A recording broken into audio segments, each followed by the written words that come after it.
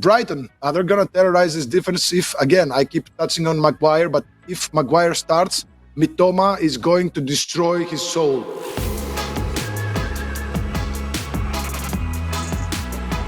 Hey guys, happy Thursday. Welcome to WagerTalk TV and Stoppage Time.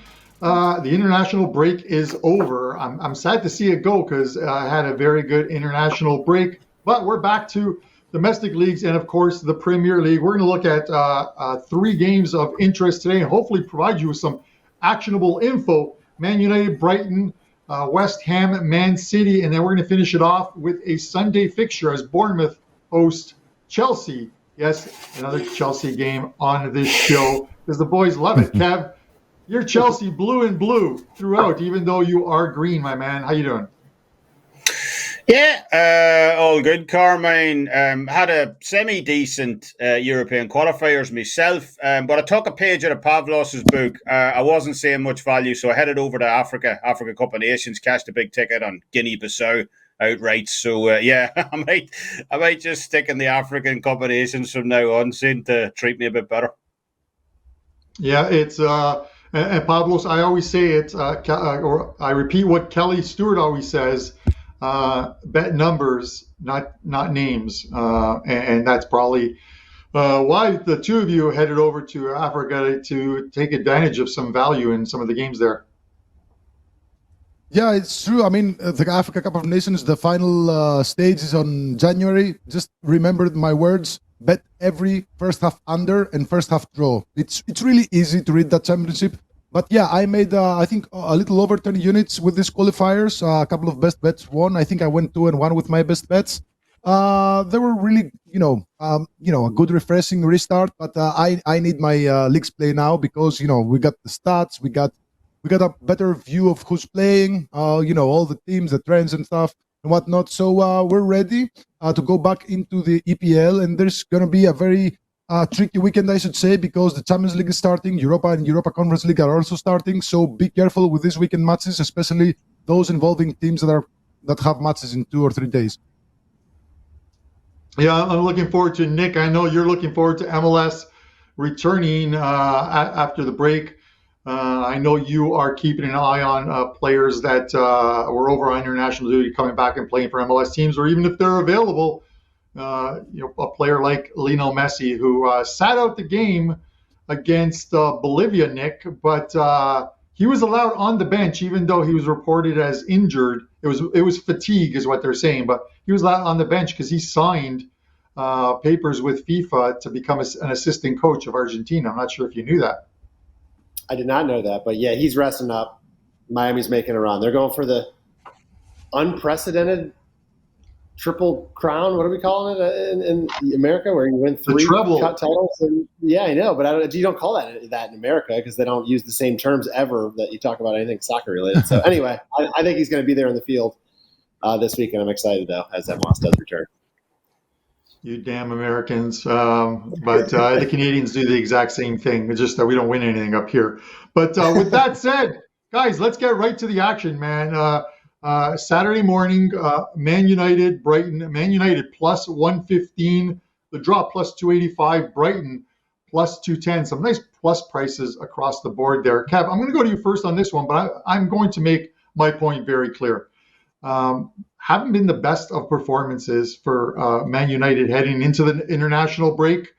I think they need to really kickstart their campaign, and it's a tough spot here because this is a good Brighton team, but this is a spot where I think they're even amongst the white noise that is going on at Man United, and I'm not going to get into it, but if you're a Man United follower, you know what is going on with this team. Some players, a couple players, Anthony obviously will be missing and away from the team. But at home at Old Trafford, where they're extremely hard to beat, getting plus money isn't something you see very often with this United team. I'm going to take it. I may fall for that trap, but United at plus 115. There's some places at plus 117. I'm going to take that plus money here. What are your thoughts on this one? Well, I don't think the international break could have come at a better time for them, in fairness, Carmine. As you mentioned, the ongoing criminal cases, Jadon Sancho's, Twitter fallout with Eric Ten Hag on social media as well. It's hardly what you call a great atmosphere in terms of team chemistry, but I have to say, you mentioned it at the start. This is about prices, and the price on United to win here does look very appealing to me, especially at Old Trafford. You know, we go back to the same fixture last year, back in August, when United were absolutely dreadful. You know, they got smashed to bits in the very next game by Brentford. And albeit it was the opening game of the season for United, they were priced up as minus 125 favourites for that game. Now, as you mentioned, we're seeing plus 115, plus 117. It was an opener plus 125 as well. So massive, massive shift in odds there. Do I think it's warranted? You know, possibly. Brighton did look strong against Newcastle just before the break. But to me, for as fortunate as United have been this season, they've been, you know, you could argue they've been almost equally as unlucky. You know, they could have easily won that Tottenham game last month. Anthony crashed the ball off the bar. Rashford had numerous, you know, clear-cut chances in the first half of that game as well. 22 attempts on goal. And then Garnacho's goal ruled offside late on against Arsenal as well. That, you know, that's given. United likely win that game. So, yes, United obviously have had their issues, no question, this year. But I don't see an almost 50-cent line move difference between these two teams from last season. Very same fixture, very same venue. So because of that, I'm quite happy. Again, I'm always a bit more cautious with these bets. I'm going to take them on the minus quarter goal line, minus 115 instead, you know, get a bit of draw protection. But yeah, I do. I like the value on United. All right, Kevin Dolan, WagerTalk. And guys, after the second game that we covered today, I'm going to have a great deal for you guys. You guys got to take advantage of this with Champions League and Europa League and Europa Conference League starting next week. But Nick, I want to go to you on this one. You know, I look at these two teams and scoring. You just look at scoring. The United games are averaging 3 goals a game, and that's despite that first game against Wolves that finished 1-0, a very slow-paced game, and yet they're averaging 3 goals a game, and 18 goals in 4 games involving Brighton thus far. Where are you looking at here?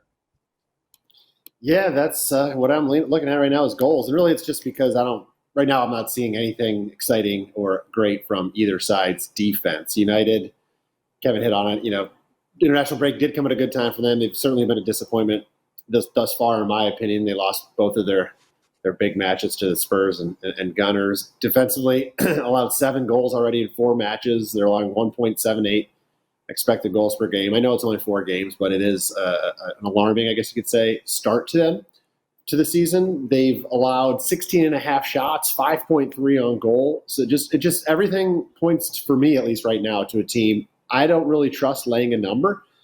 So I don't want to back United in this spot. They could, no result would surprise me. I wouldn't be surprised if Brighton won. I wouldn't be surprised if United won. But I just feel like neither team's defense is playing that great right now. And for whatever reason, the EPL has been high paced so far to start this year. So I feel like this, and you can see this in a lot of the totals, that they seem higher than normal. This one's sitting at 3.25. But Brighton's been scoring at will. They've netted 12 goals already. Defensively, they've been struggling too. They've conceded in each match, total of 6 goals. They're allowing actually even worse expected goal numbers than United, over 2.1. My side of the match here is Brighton has averaged, their 4 games have averaged a combined 4.66 expected goals, while United has averaged 3.89. So just proving my point, both teams can obviously score, but their defenses have just not been there right now. So I'm really thinking we might see something similar in this game, kind of more open and fast-paced like they've been playing. Corners, another interesting market if you're interested. 10.5 seems a little high, but Brighton has averaged 12.5 corners per match. United has averaged 13.8, with all 4 going over the total. So just throwing that out there because I know sometimes Pavlos likes to talk about the props, but corners is another thing I'm looking at. But I think we'll see goals here, guys. 3.25. I don't think it's too high of a price to go over. All right, Nick Borrman with the over in this one. Guys, whether you agree or disagree, drop a comment in our comment section at the bottom of the video. We got some great comments last week. We love to reply to them. One of these days, once we get some T-shirts in with Pavlos's tackling with blatant disregard for a person's health, if we can fit that on a shirt, we'll give a couple out to the best comments. But for the time being, drop a comment. Let us know who your best bet in the EPL is this weekend. We love to hear from you all the time. And of course, hit subscribe and like as well too. Pavlos, Nick talked about this being a fast-paced game, and I agree with him. One thing I look at, and I know you probably look at as well too, is when it's a fast-paced game, those defenders tend to pick up cards. We have an Australian-born referee in this one, Jared Gillette, in this one as the match day official. Give me your thoughts on this game and whether we see any cards. Well, nice assist from you, Carmine. And yes, I do believe there's going to be cards here. The EPL has produced a lot of cards to start the season. I think 62% to the over in the cards. It's the highest number among the top 4 leagues in Europe. And now keep in mind that United are without defenders. Rafael Varane, who is probably their best defender, was injured and is going to be out for a couple of weeks more, I believe. Lisandro Martinez picked up a minor injury with Argentina, and if he's questionable right now, if he's unavailable, it's going to be Lindelof and Maguire at the center backs. And Harry Maguire, this saga, man, I feel bad for the guy. Even his mom took it on social media and tried to say that, this abuse is not good for my son. And I get it, but you can't really have a player with that mentality starting in this United side. But what can you do if all your other center backs are injured? So this big question mark in this United defense, and they're under a lot of pressure right now. Started the season with 2 wins, 2 draws. They do get a lot of cards themselves. They had 3 cards, 4 cards. They had 3, 4, 3, and 2 cards in their 4 matches so far. So over 2.5 cards in 3 or 4 matches. And in the one match that they didn't get cards, it was against Wolves. They got a couple of cards there, but in my opinion, Onana should have gotten a yellow card for that penalty kick on Kalajic. It wasn't even a penalty kick. But still, we see a United side under a lot of pressure right now, with Lindelof and Maguire probably as center backs, which are, it's not a very good combo, not the strongest one by any means. And Brighton, they're going to terrorize this defense if, again, I keep touching on Maguire, but if Maguire starts, Mitoma is going to destroy his soul. He's going to dribble around him like several times. So I do expect United to get a lot of cards, and it's not just their defenders. Bruno Fernandes, being the captain, gets a lot of cards for arguing with the referees. So with we see a lot more stoppage time in this EPL this season, and that contributes to even more cards. So I'm going to take Manchester United over 2.5 cards, minus 124 at FanDuel. I think that's a fair price. And again, United can potentially get maybe 4 or 5 cards if the match doesn't go their way. And Brighton are going to come here and they're going to look for goals. So give me the over 2.5 cards for United at minus 124. Right, Paulo. So I got this WagerTalk, destroy his soul, and Harry Maguire and what is going on with those Scotland fans. I think you can sort of tie them all together. I'm not going to try and do it. I'm going to move on to the next game here, guys. West Ham and Man City. West Ham at home, plus 568. The draw is plus 370. Man City, minus 214 on the road. Kev, I'm going to go back to you again, but a quick one from me. The international break probably came, City went into it winning all 4 games. It probably came at the wrong time for West Ham. They had a nice little run going, 3 wins and a draw to start their season. And this is for a team whose manager was, I think you said it on a previous show, the second choice to get axed this season, but a great start for them thus far. 2-0 for City last time they came to West Ham, I believe, last year. I don't see a lot of goals in this one. The total's at 3, and it's always difficult to take an under in a City game, but I'm going to do it here. A lot has to do with the fact that they're coming off of international break, and as Pavlos mentioned at the top of the show, Champions League kicks off on Tuesday and Wednesday. They're going to manage minutes. Kevin De Bruyne obviously injured and pretty much done for the season for this team, so that takes an important part of that team out of the equation as well too. I just think that it could get to 3. This could be one of those 2-1 type games. I just don't see it going past 3, so I'm going to take the under 3 here, Kev, and I'll go to you for your thoughts.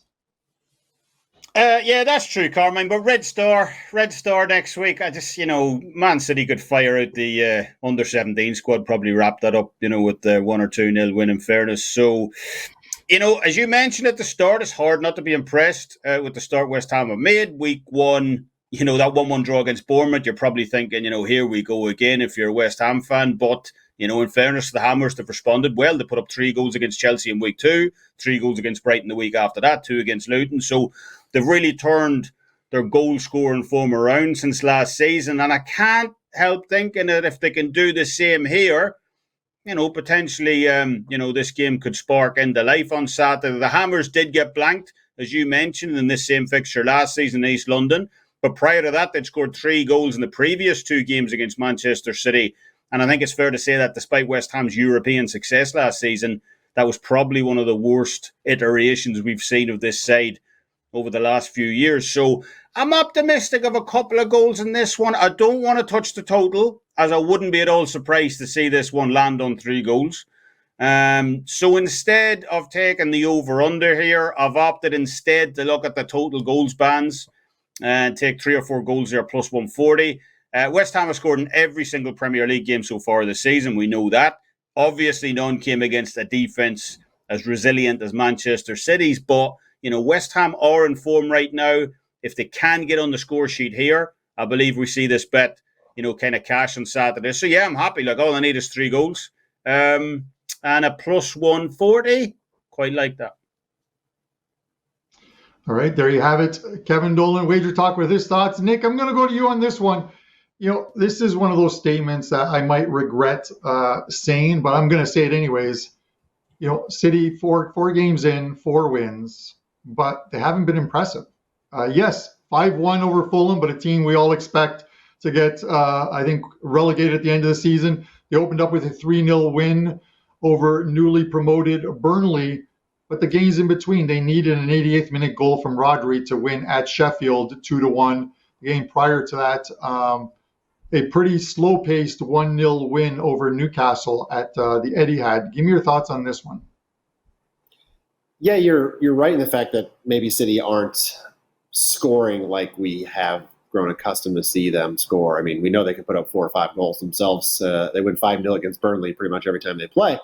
But what kind of still has hung true for this team is they dominate possession so much, and they do such a good job at limiting their opponents that their defense and the fact that they just don't allow the ball to their team, those numbers are still impressive. They've allowed an average of just 0.7 expected goals per match thus far, haven't allowed more than 1 goal in any match. It's rare you see them give up 2+ goals. It does happen, but it doesn't happen very often. And that includes their couple of cup matches they've already played, the Community Shield and the Super Cup versus Sevilla. So for me here, West Ham, we talked about, or I think a lot of people expected anyway, that West Ham was going to have a down year. They've proven naysayers wrong thus far. I know this is very early in the season, but 3 wins and a draw, including beating both Chelsea and Brighton, is a great start for them. They scored 3 goals against each of those teams, but you can play that way, and you can expect to score against maybe those 2 teams. We talked about Brighton last match and their defensive woes, but City is just not going to let that happen. So for the Hammers, their only chance to win this game or to take points from this game with maybe a draw is to really focus defensively. And if you look at the past history in this matchup, that's what you see. West Ham has done a great job defensively against Man City, and it is the reason that they've been able to get points from Man City in recent meetings. So my stat of the match here is that West Ham has held Man City to 2 goals or fewer in 7 of their last 8 meetings, and then because of that, 7 of the last 8 have finished under the current total as well. So I don't think this is going to be a big blowout type of a match score line that we're going to see, just because I don't think the Hammers are going to get into that. I think that's what they're going to do here, is really, really focus on it. I am worried about their defense. It's not necessarily good. They've allowed 1 goal in each match, but they've allowed an average of 1.63 expected goals. So in 18 shots and 5 on target. So you could easily argue they probably should have allowed more. But again, I think this is all they're going to do in this match is sit back. They're going to play defense. They're going to really make it tough for Man City to find space. So I feel like they're going to take the air out of this game. Ultimately, I would expect City to still find a winner somewhere along the way, but it might take a while. So I just don't see a lot of action here because of how West Ham's probably going to play. So I think under 3 is good. I don't see 4 goals. It could end on 3. So I think it's a priced total, but I feel like it's more likely to end under 3 than over it. So under 3 for me. All right, Nick, I'm with you on that one. Let's see if we can bring Pavlos in to tie this all up. Pavlos, thoughts on City West Ham? Yeah, I totally agree with the under here. If last season was any indication, Manchester City, they play much differently on the road than they play at home. Especially in first halves. Last season, they had at home, they had the highest first half total with 2 goals on average per first half. But on the road, they had the 4th fewest goals, first half goals, with 1.16 first half goals. That's the total. So the way I look at this match, since both teams have upcoming matches in the Europa Conference League and in the Champions League, now I looked how City performed in their away EPL matches prior to a midweek Champions League match, and the results were not very good. They did win 4 of 6 matches, but it was a 1-1 draw against Villa with 0 first half goals, a 1-0 win against Leicester, small win with 0 first half goals, a 1-1 draw against Nottingham with 1 first half goal, 1-0 win against Crystal Palace with 0 first half goal. So City last season they played 6 weekend DPL matches on the road prior to a Champions League match, winning 4 of 6, but 5 of 6 had either 1 or 0 goals at halftime. So they play really slowly. They don't want to concede in that first half. They don't really open up, in search of 2-3 goals. They just want to get the job done with a minimum effort and then move on to the Champions League. Now, West Ham last season, they played 14 EPL matches on a weekend prior to a midweek Europa Conference League match, and 10 of 14 had either 0 or 1 goal, which goes to show again that they didn't really open up. They didn't want to concede first, and there's very few goals in first halves. And even if you look at this season, the first half goals in West Ham matches were 1 against Luton, 1 against Brighton, 2 against Chelsea, and 0 against Bournemouth. So the line in the first half total is set at 1.25, which is a split line between 1 and 1.5. So I like the under here. I expect another careful match between the two sides, especially in that first half. We already know that City, they don't really open up in that first half or overall in their away matches. And West Ham, as Nick said, they're really going to try to shut this game down. Even a draw here would be a magnificent result against City. Nobody's going to, complain about that. So, yeah, I like a very, very slow pace first half. So give me the first half under 1.25 goals, minus 122. There we have it. Pavlos, you almost gave us a consensus on it. Kevin's got the 3 to 4 goal ban, so we don't have a consensus on this game. But if we did, and we're very close to it, you got to believe that our producers, Joe Ranieri and Dan Alexander, are clicking on the over button right now. When everyone goes one way, you got to go the other. It's called the pivot. As we know it. Guys, listen, before we get into the last game, Bournemouth and Chelsea, I want to mention, obviously, we talked about it at the top of the show. Champions League begins on Tuesday. Full slate of games Tuesday and Wednesday. Of course, the Europa League and Europa Conference League also on Thursdays. So there's a ton of games. You can get 2 of the cappers on this show for one great price with the UEFA Pass. All you got to do is email support@wagertalk.com. Let them know that you want the Stoppage Time special and which 2 cappers on the show you want, and they'll send you they'll email you back a link, and then you're all set. There are hundreds and hundreds of games to be played between now and the Champions League final on June the 1st, and you're going to get every play from your 2 favorite cappers that you want: futures plays, prop plays, game plays, totals. Too many to even think about. There's going to be a ton of action for you. It is a great deal. It is only $2.99, regular $5.98. Well worth it. 2 cappers for the price of 1. And now let's get over to the final game. This one goes on Sunday, guys. Bournemouth and Chelsea. Bournemouth plus 340. The draw's plus 309. Chelsea minus 136. In this one, once again, Kev, a quick one from me, and then I'm going to go over to you. This is a Chelsea team that they're just not scoring. I'm watching this team play week in and week out. I'm wondering who is going to score for this team. Sterling's out there. He looks good on the wing, but he just can't finish. He's lacking confidence. He did score a couple times in one of the games. This team just lacks that guy, that center forward, someone who can score. They had chances during the offseason. If the price was right to get Dusan Vlahovic from Juve, they did not want to pay the price, and now they're paying the price. I'm taking under 3 in this game. I don't see a lot of goals in this one either off the international break. Give me your thoughts, Kev. Yeah, completely agree, Carmine. It's when I looked at this game, it's probably easier to tell you what I'm definitely not betting than what I am. Chelsea is heavy odds-on favourites for any game over the first half of this season. Simply, not for me. I want no part of that price from a side perspective. Not that I'm I'm not exactly in love with Bournemouth either, though. To be honest, they look a very open team to me under Areola. Swansea put a brace past them in the AFL Cup 2 weeks ago, albeit one of those was a penalty. They shipped 2 against Brentford, 2 against Tottenham, 3 against Liverpool. So, as bad as Chelsea have been misfiring a late up top, we could well and truly put a fork on them if they fail to get on the score sheet against Bournemouth this weekend. Probably one of the easiest teams to score against in the EPL. So I lean Bournemouth from a side perspective if forced to play this game.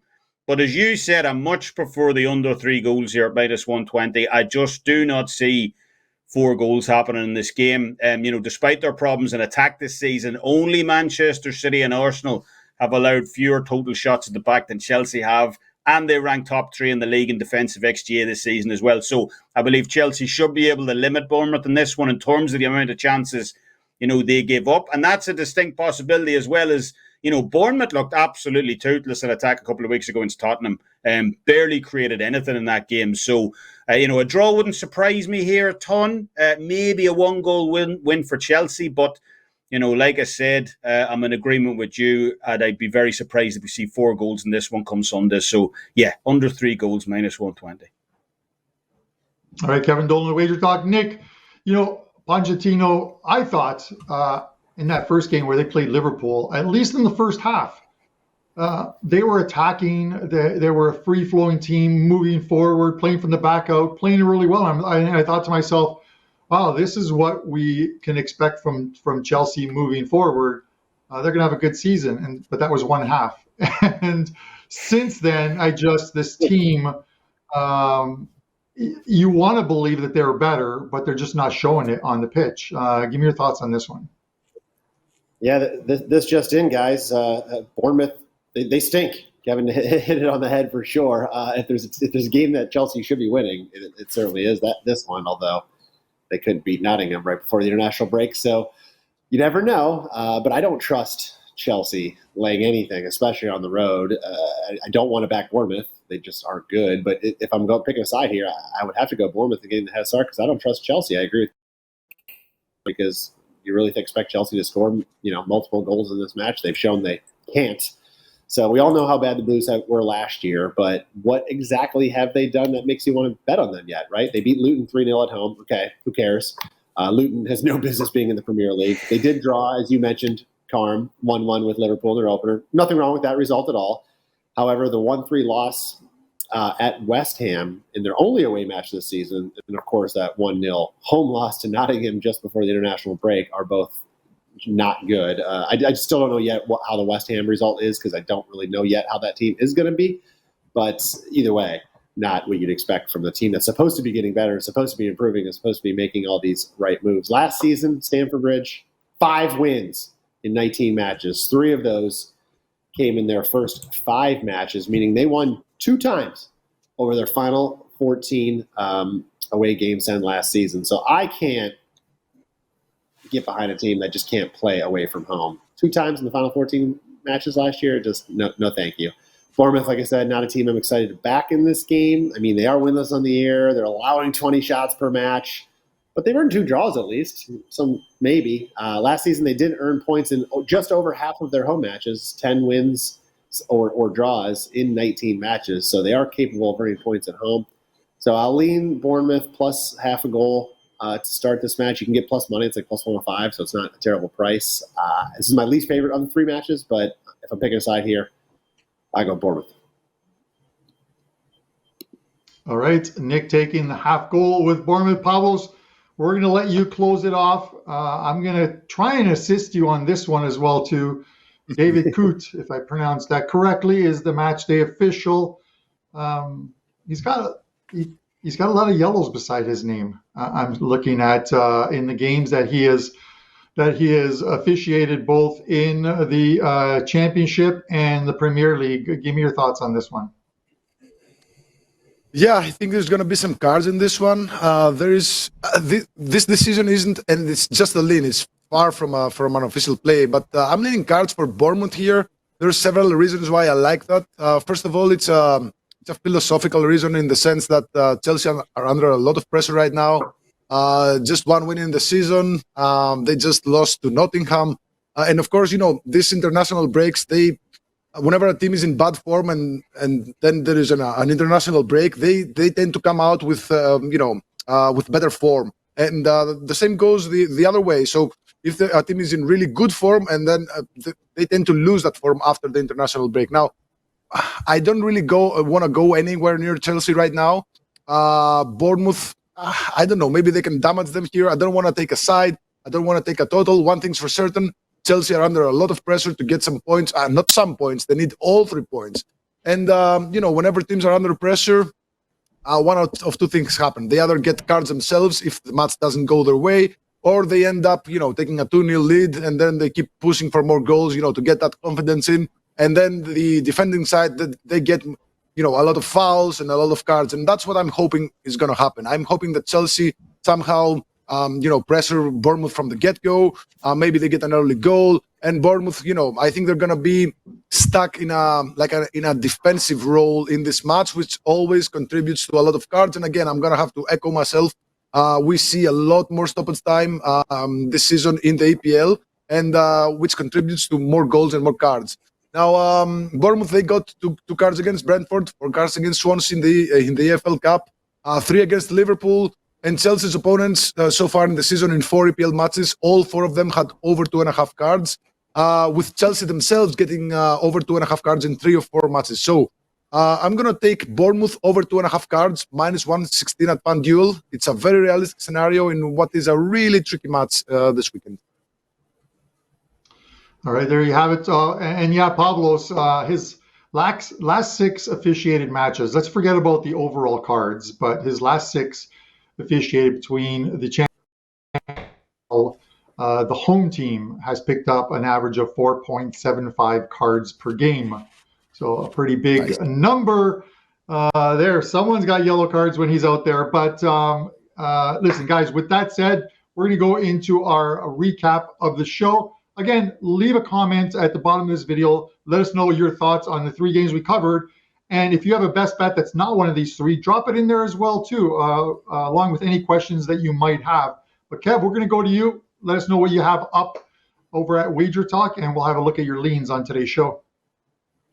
Yeah, we got a rugby best bet up for tonight, Carmine. France versus Uruguay play in the World Cup. We got a college football 2-pack already loaded for this Saturday as well. We've had 2, pretty great weekends on the bounce in college football, including cashing a big 5% winner last week on the Auburn, California under, covered by 31 points. So wish they're all that easy. And apart from that, just finalising the European weekend soccer cards as we speak. Should have them out in a couple of hours. And 5% NFL play that I'll have up for tonight as well. So yeah, love the value on offer this weekend and look forward to cashing some tickets.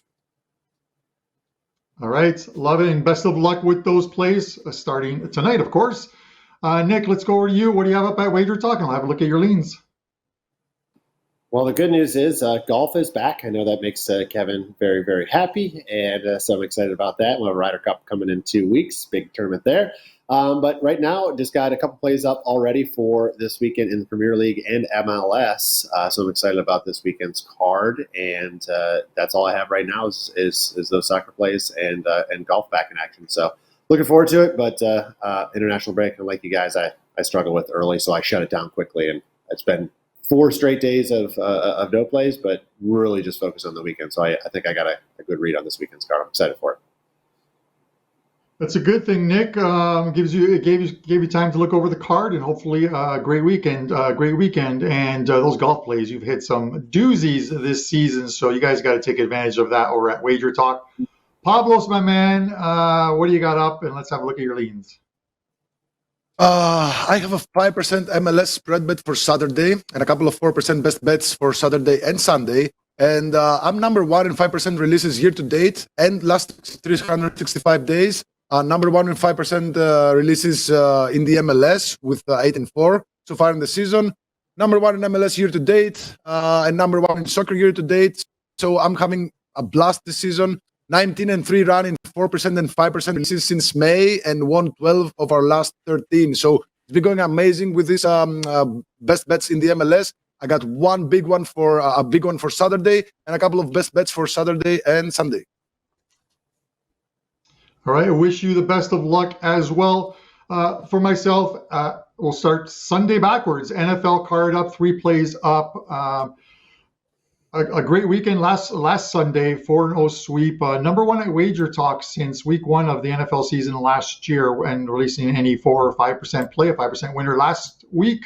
Of course, I've got a 5% play up in the EPL. This is the third one of the season for me. The first 2 were easy winners, so hopefully we can get that one through, and we'll kick it off with some soccer on Friday as well too, along with some college plays.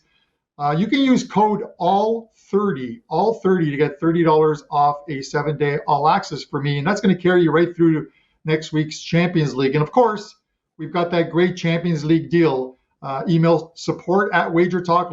Let them know which 2 cappers on this show you want for the UEFA pass, and you'll get that UEFA pass a link sent to you to purchase that pass and get both cappers plays throughout all the tournaments: Champions League, Europa League, Europa Conference League, right through the finals June 1st. It is a great deal. Guys, we are going to be back next Tuesday with Champions League kicking off. We're going to 2 shows a week. So tune in next week. Myself, Pavlos Laguretos, Nick Borrman, and Kevin Dolan. This is Stoppage Time. Thanks for watching, and good luck with your wagers.